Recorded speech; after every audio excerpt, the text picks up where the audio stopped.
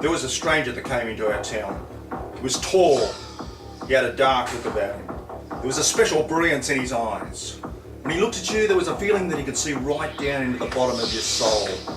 We may have been mistaken by this, but at the time, no questions were asked. The questions always come later.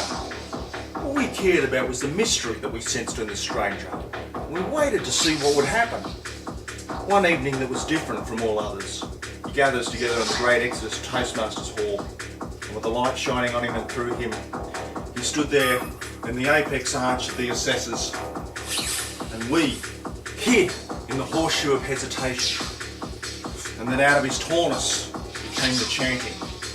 At first it began as a whisper we could hardly hear. There is no meaning to life except through Toastmasters. You'll find salvation only through your blue guidebooks. It didn't make any sense. It was garbled nonsense. We were caught up in something we didn't understand. He trapped us without us even knowing. Possibly it was his manner. But we came alive with him as he slowly moved us with his chant through the land of linear thinking into consistent, savage, throbbing crescendos of ecstasy, as if it was the only thing we could do. We started a chant with him. There is no meaning to life except through Toastmasters. There is only salvation through your blue guidebooks. And he was up there on the high horseshoe of hesitation. The light was on him and through him, above all the mundane ticking of clocks, green lights and timers. And he was there radiating and steering with all his might, shouting, yes, yes, yes. But there were those amongst us who were jealous of his powers, who felt they should be in the centre of the stage, with the light shining on them and through them. They were against our hero and the chanting and our longing to be with him every free moment.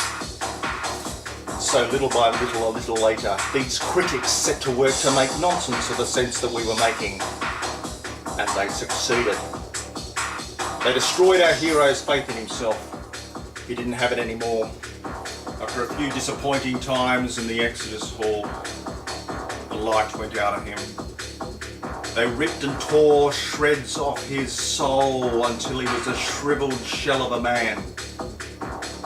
And the man that had once seemed so tall left our club, being so much smaller, saying no, no, no. We lived on the border at the time, telling each other pale stories of what once was and what might have been if. We lived on mysteries, histories and hopes. We did this until a miracle we never thought would happen again happened. Another stranger came into our town, and he too was tall and had a dark look about him and could see right down at the bottom of your soul. And he gathered us together in the great Exodus Church Hall, and with the light shining on him and through him, we waited in the dark. And then out of his tallness began the chanting, there is no meaning through Toastmasters. Well, there's no meaning through Toastmasters, but there's no meaning through life except through Toastmasters. You'll only find salvation through your blue guidebooks. And we were all laughing with him, and the magic was with us all, and we were all shouting, yes, yes, yes. But there were those amongst us who were jealous. You know the sort of...